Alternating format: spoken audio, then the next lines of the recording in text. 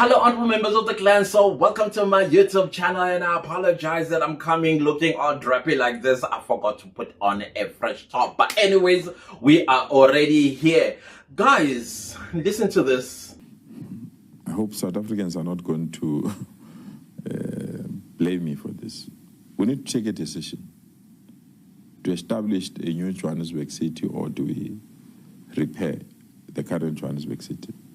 We went to the market, we got almost 84 billion to build a new government precinct. So do we keep the sentiments that this is our CBD? The way it is, how much it will cost to be at the level of competing with your Dubai, your Paris, your New York?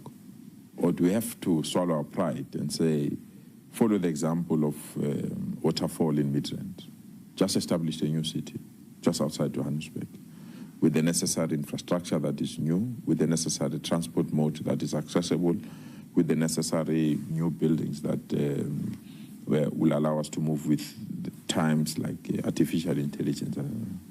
That's a debate.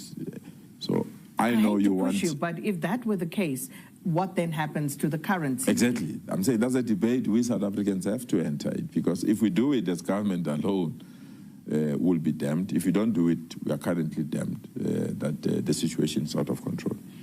And our view is very simple, Sakina, that we need a combination of the two at most.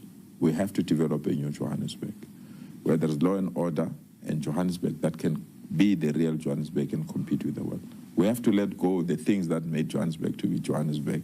Gold is no longer here. What are the new economic spin-offs? We are looking at the financial sector. We are looking at the pharmaceutical sector. We are also looking at ICT and communication. All the big companies are here that are dealing with ICT. So we need a new Johannesburg with a new economic node that can rise from the ashes and be something that we can be proud. The current one, it will really take us long for us to reposition it to where it wants to. But it's not our decision of government. Yeah. It's a decision that we need to take with the citizens of Johannesburg and the government of Johannesburg as well. Typical. Absolutely typical. Oh, I hope South Africans are not going to attack me on this one. So South Africans, we are not crazy people. South Africans are smart people. Are people that say, listen, in as much as we appreciate being put in your thoughts, but before you can actually invite us into something, can you first do something? And then from there, come and present it to us in a form of a model, maybe? Like, okay, guys, this is the vision that we have for the city of Johannesburg. This side, we have the old Johannesburg. This is how we are thinking of revamping it with the 84 billion rand that we got from the national government. Or we have a whole piece of land that we have bought with the 84 billion rand to build an entire new city of Johannesburg. But what do we do with the old one? Because you are a leader. Remember, one of the attributes of a leader is to be a visionary. You have to have a vision. You have to see things in a perspective that when you present it to South Africans, particularly the citizens of Johannesburg, they'll be like, wow, this is impressive stuff. Oh, no, hold up. You know, that type of situation. Then we participate. You are reminding me very much like your president, Mr. Panyaza Lusufi, who goes on a national dialogue and say, I often been wondering, why is it black people live in abject poverty and the prospect of a white child is better than the prospect of a black child? The what? Are y'all okay there in the ANC? What's happening? Is something eating y'all? Yeah. What's going on? Because 84 billion rand is a lot. And I am telling you right now, if you go to Singapore, you go to even China, you will see amongst the modernity of those cities, remnants of the old city as well. I mean, if you go towards the northern of Singapore and across the river, you can literally see in the backdrop the old city. You go into China, Beijing, Yangon, whatever it's called, you see the old city mushroomed and inside of the immodernity of the new city. Shanghai, you name them. Y'all travel there, for crying out loud. Or maybe you just go there with, I forgot. In order for you to see something, you need to have insight. Insight equals intelligence.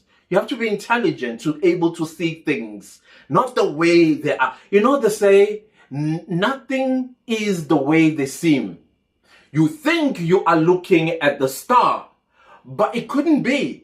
Or you are in a tunnel, traveling in a train, and suddenly under the tunnel, you see light. It could actually be another train, not the end of the tunnel.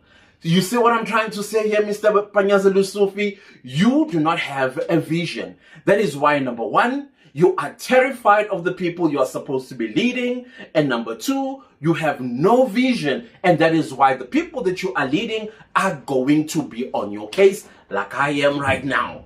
I'm just thinking, as the mayor of Johannesburg, even the premier of Gauteng, I am telling you, by the time I'm done with Johannesburg, I will deal more with the old Johannesburg and then develop it. Because there are so many things you can play around with everything that is there. The roads, the shops, the infrastructure itself. Modernize all those things. And you know what is the number one thing that is in demand in the city of Johannesburg, sir? Transport system. Transport system, and then yes, ICT too. Anything that has to do with information technology plays a pivotal role. You Wi-Fi the entire city of Johannesburg. And I'm not talking about the CBD. I'm talking Johannesburg as a whole. Have you been to Seoul, South Korea, sir? Yeah, that entire city, it is internet, actually the entire country is internet connected. These are the countries y'all go to, for crying out loud. What do you go and do there? Don't you guys get inspired? Trust me, every time when I fly and the plane is approaching the airport, I always look down because I like sitting in the window seats for any cases. To take videos when it's turbulent so that I get to let everybody know how, it ended. And at the same time, I also like to get inspired as you begin to touch down. I get inspired. Y'all, what y'all do in there? What do you do in there? Because you're supposed to learn. There is nothing wrong with y'all hopping on the plane. But first, let us know. We are headed to Singapore. And what we are doing there is fact-finding mission, how the city, Singapore, was turned into this amazing, interesting, beautiful vision. You do the same thing with Beijing and Shanghai and whatever they are called. Because they are old cities inside of the new city.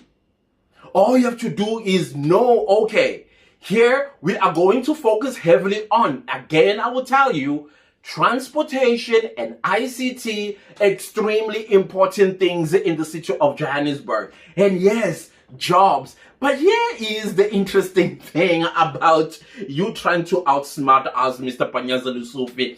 You got 84 billion rand to build an entire new city. Who do you think is going to be building that new city? Because I can tell you it's not an ordinary South African, let alone a South African that has town planning skills, experience and qualifications, not a construction company that has experience, qualifications and all of that stuff.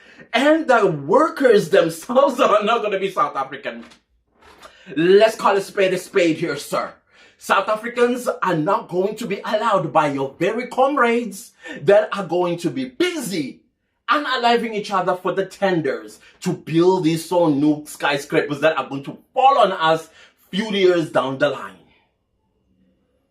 That's why you want to throw it at us. Sir, the city of Johannesburg just needs resuscitation, not an entire renewal. Yes, at some point, there will have to be some kind of a new something that will have to pop out of that city. Johannesburg, when you look at it at an infrastructural point of view, you look at it at an artistic point of view, you look at it at an architectural point of view, perfect to revive. It just needs a visionary, and you're not it. You are not it.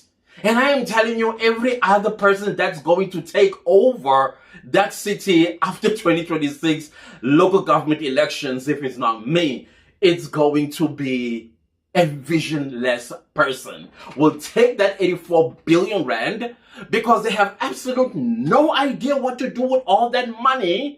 And it will end up in the friends of the friend's bank account, concubine's bank account, and then they'll go on Instagram saying, "Oh, I'm blessed." Wow. 84 billion rand. Take that 84 billion rand and have a bloody vision. That's what you need. Let's start with what is important right now. Right now. Build roads, build bridges, build railway, build that stuff. Because that's the infrastructure you need. Because all those people, when you are starting to revive the city that exists, they will need to, but again, who are they? They're not be South Africans. Ooh, child. Anyways, fellow South Africans, that is the kind of leadership we have. Big talk, no action. And then some of y'all believe this crap. And I feel bad for you. I really do. Because at the end of the day, your child is not the one that is going to be working to build that so-called new city. We're even thinking of waterfall. Waterfall is Chinese vision. Chinese vision. Not South African. You think we don't know that, right? You think we don't know that Beijing? Okay, let's just leave it right there. Anyways, guys, don't leave the video without liking, sharing, commenting, and subscribing. This is upsetting. Goodbye.